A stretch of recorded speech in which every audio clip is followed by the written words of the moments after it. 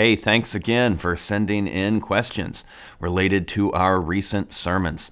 This last week, we began our series defining where we're going to try to head for the next 85 years, or at least what direction we're going to start out in.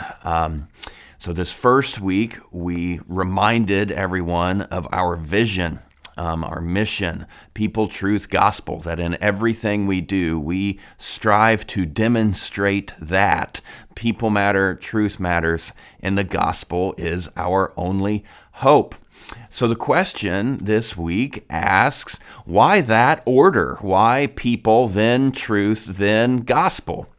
Are we saying people are more important than the other two because they're first? Or maybe we're saying gospel is more important than the other two because we saved the best for last. And so as we said in the sermon, really, you have to have all three. None really makes sense or work without the other. But there is intentionality behind the order, and I would say the order is really the order that we find in Scripture, beginning, the first pages of the Bible.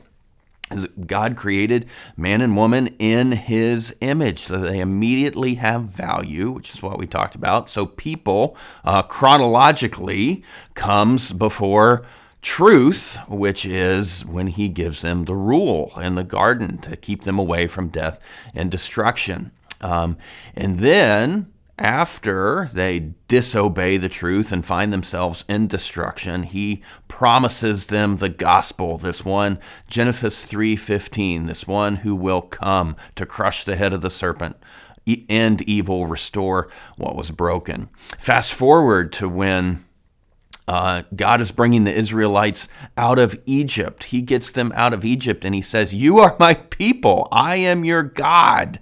It's like He adopts them again after they'd already been chosen through the lineage of Abraham. But He adopts them again, bringing them out, saying, "You are my people." And then He gives them the law, but not until after He has already made them His people. Even in our text that we studied in Timothy, it's the Lord desires for all people to be saved, come to a knowledge of the truth. Really through Christ's work of ransoming us through giving of His own life. And so it seems to be the order that they appear in Scripture. It's people, truth, gospel.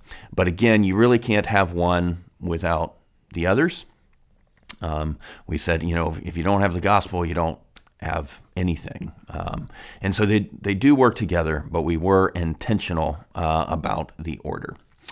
So we hope that's helpful, and we'll see you next time.